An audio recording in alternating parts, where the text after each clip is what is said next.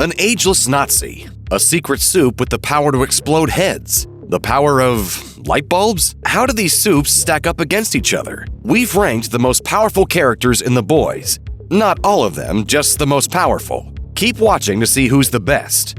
Slight spoilers for Season 3 ahead. There are at least a dozen side characters you could rank above the Deep in terms of Supe ability alone.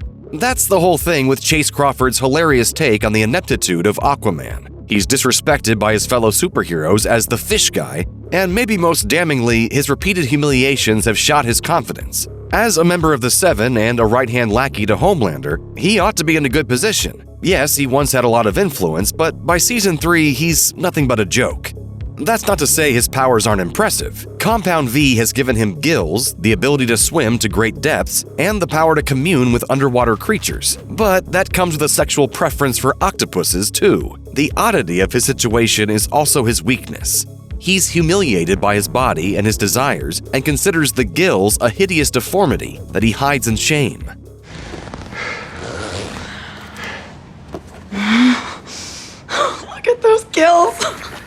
This seems to be the reason for his assault on Starlight in Season 1. His own insecurity made him deem her a threat, and he wanted to demean her. The Deep is the most slimy narcissist on the show, but it would be wrong to underestimate him. The Deep is strong, and he's still hanging on to influence as he bows and scrapes before the almighty Homelander. Despite his weaknesses, he's still got a seat at the table, and both motive and opportunity to do some serious damage.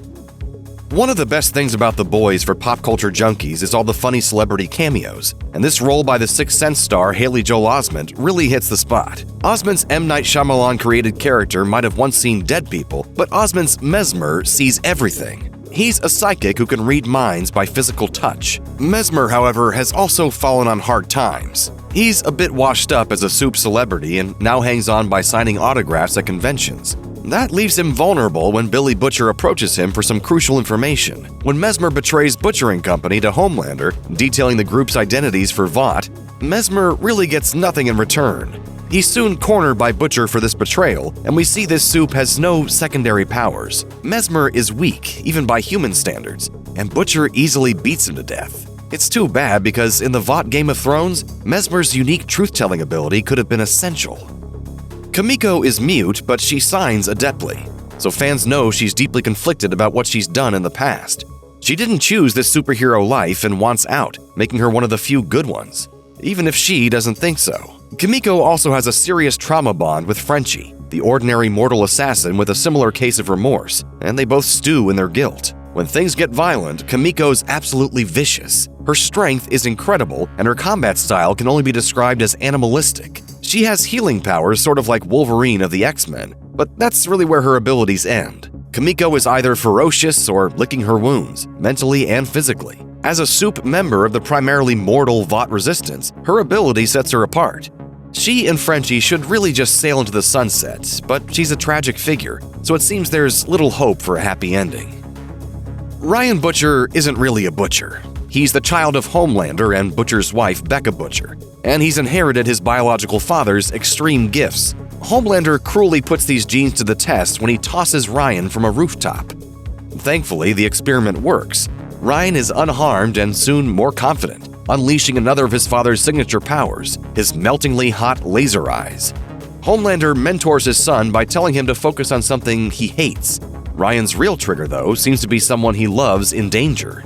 When Ryan's mother is fighting for her life against Stormfront, this Superboy's eyes light up, and the next thing we know, his mother is accidentally incinerated, along with Stormfront.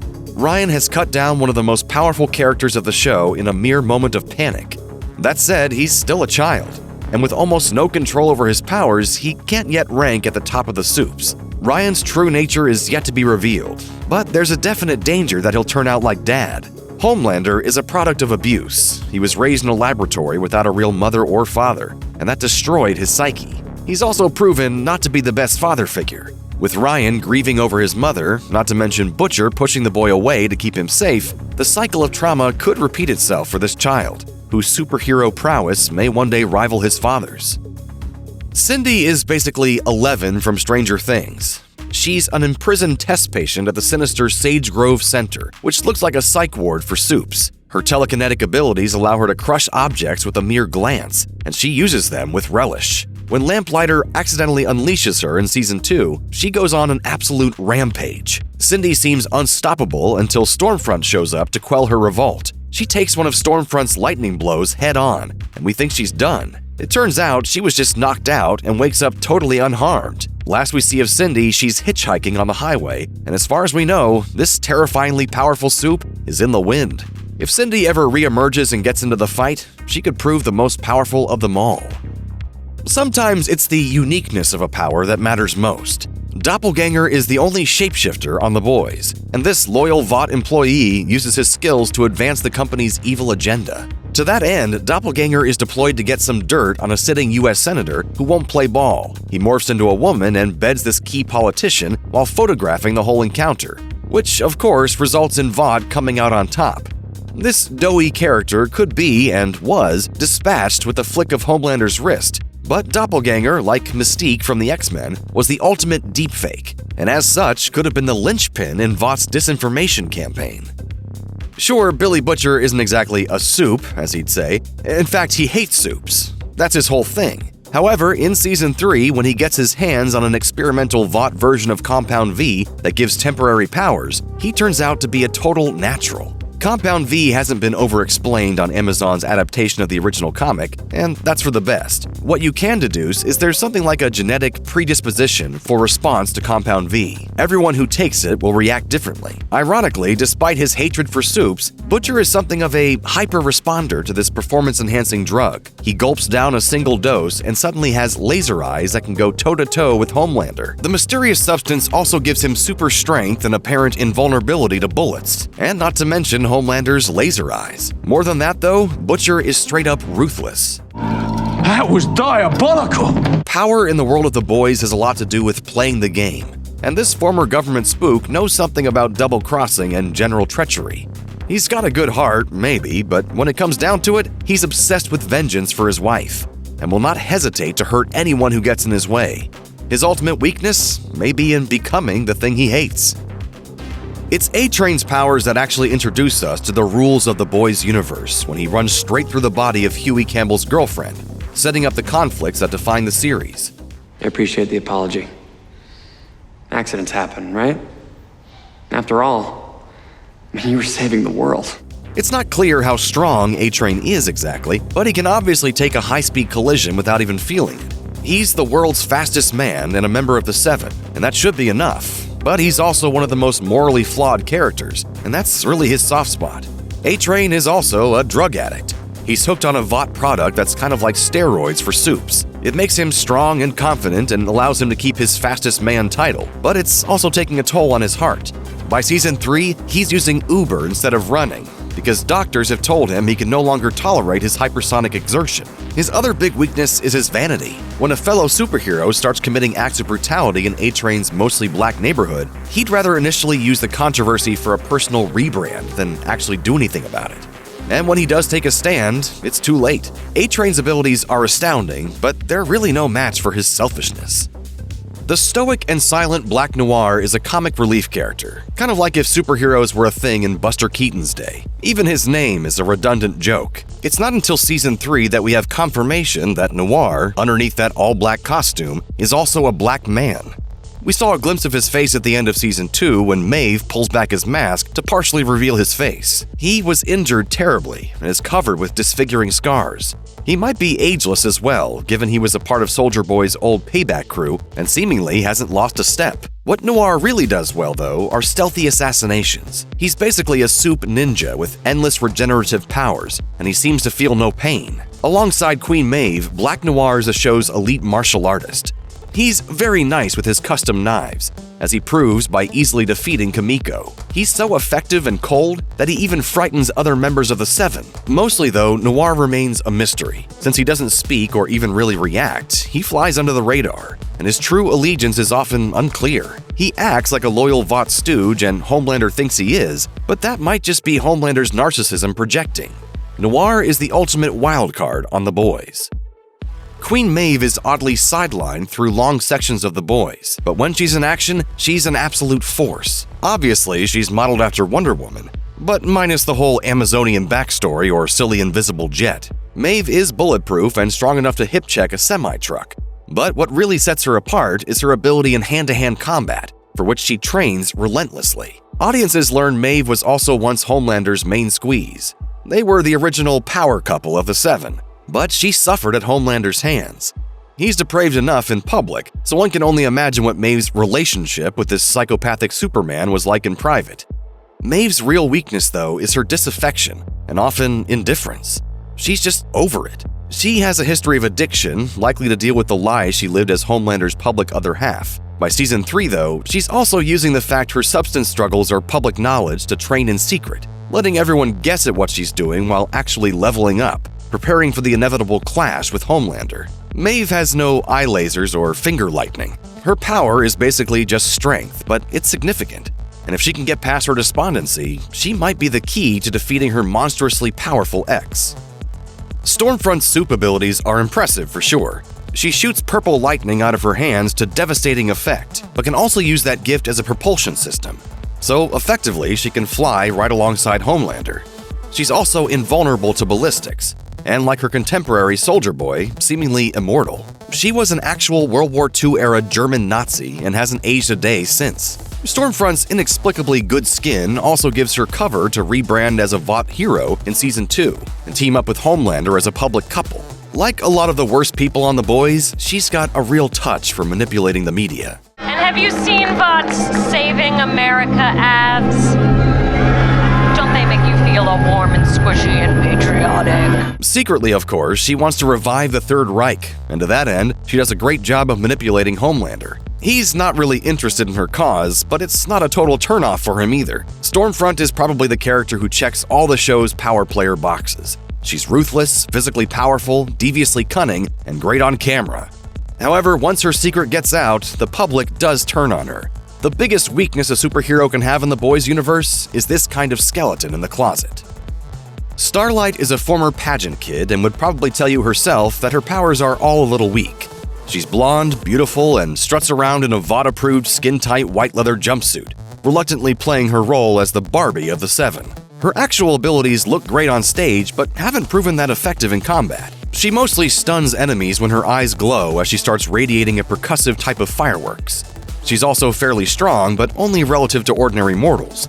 It's clear Homelander could put his fist straight through her, and he often threatens as much.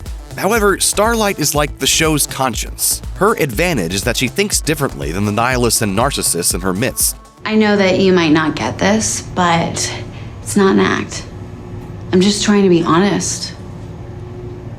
Okay, yeah. Her Christian circuit background and faith in people keep her grounded. That brand has made her America's sweetheart of the Seven, and that comes with an enormous social media following. As her conflict with Homelander comes to a head in Season 3, she's able to take her case directly to the people via Instagram. She's Taylor Swift with magical powers, and almost everyone is Team Starlight. While Homelander has to get his talking points from others and go through the show's cable news equivalent to connect to his base, Starlight is really the only The Boys character with that influencer touch. Given how much these mostly hollow heroes care about public perception, that's definitely her greatest ability, and it helps keep her alive. It's tempting to put Victoria Neuman at number 1. The sitting congresswoman oversees a federal anti-superhero agency, but she's also a secret Supe hiding in plain sight. She was raised by none other than Vought CEO Stan Egger himself, and has remained his loyal assassin for many years, at least until she bucks back. She's endowed with the most unique and frightening power on the show, some kind of telekinetic ability that allows her to pop the heads of her enemies. As brains explode all around her, her real power, at least initially, is that she can kill without anyone noticing. The reason she doesn't get the number 1 spot is a scene from Season 3 when her fragility gets exposed. She double-crosses a fellow Supe named Tony with some pretty impressive telekinetic powers of his own. The two have a close-run scrap, but it seems clear Victoria has trouble doing the head-popping thing under duress. Eventually, she blows up Tony's hand in the fray. His head comes later in the scramble, but things definitely could have gone the other way. The other clue to her relative prowess is when she goes face-to-face with Homelander. Homelander is portrayed as apprehensive of Soldier Boy's abilities, but is so casual around Victoria that despite some tension, it seems clear he doesn't rank her as a threat. But this woman is absolutely ruthless, and that might be a mistake. You thinking of popping my melon? Who knows? give it a whirl. The legend of Soldier Boy is built slowly in The Boys. He's a World War II-era hero long since presumed dead. Like all characters in this show, he's a parody of Marvel or DC archetypes. So this army brat is like a bizarro Captain America. What do you say, gunpowder? Give him the 4th of July. Let's light him up, Soldier Boy. He wears a leather helmet, carries around a shield, and exhibits tremendous physical strength. His abilities go far beyond Steve Rogers, though. His skin is bulletproof, and his first fight with Homelander ends up in a draw. The real kicker, though, seems to come from his trauma. During the Cold War, Stan Edgar and Soldier Boy's abused team Payback offered him up to the Russians. They conducted heinous human experiments to test the limits of his strength. Given he emerges unblemished and ageless after decades of torture, it's safe to assume his powers are greater than anyone imagined. But there's something else. This trauma is triggering blackouts and a radioactive laser that blasts out of his chest with the fury of 1,000 suns. It can level buildings and fry the Compound V out of other Supes. Soldier Boy might indeed be the most powerful character. He was Homelander before Homelander, and Vought's original marquee product. Soldier Boy is more than just a drug-snorting loose cannon hell-bent on revenge against those who double-crossed him, though. He's seemingly not always in control of his abilities, and that's likely his biggest weakness. When Homelander shacks up with the ageless Nazi Stormfront in Season 2, it's a very on-brand romance. Stormfront thinks this blonde-haired demigod is the answer to all her fascist fantasies of an Aryan Superman. Homelander isn't interested in all that, though. His infatuation with Stormfront is purely Freudian. The symbol he wants to be is a beacon of star-spangled heroism. His biggest desire is to be loved, with his American flag cape and Vought-approved talking points. He's the platonic distillation of what The Boys is about. He's an all-powerful super being, but an insecure narcissist rotting from the inside. You're pathetic. Superpower-wise, he's just Superman, of course. But instead of truth, justice, and the American way, his ideology is adulation for himself. Any perceived slight is his kryptonite. Starr as Homelander absolutely steals the show as he seethes at his inability to make his will as absolute as his strength. In the comics, Homelander's supremacy comes from his tolerance of more Compound V than any other experimental subject. The Boys isn't bogged down with that backstory, but his superiority is clear. Feeling his oats, Homelander consolidates power in Season 3, taking over Vought from the inside. He has many enemies, but he's also very hard to plot against given his super hearing and vision. His only worthy nemesis may end up being himself. No matter what. No matter what. And now, I'll get us through this. Just as long as you and me stick together. Check out one of our newest videos right here. Plus, even more SlashFilm videos about your favorite shows are coming soon. Subscribe to our YouTube channel and hit the bell so you don't miss a single one.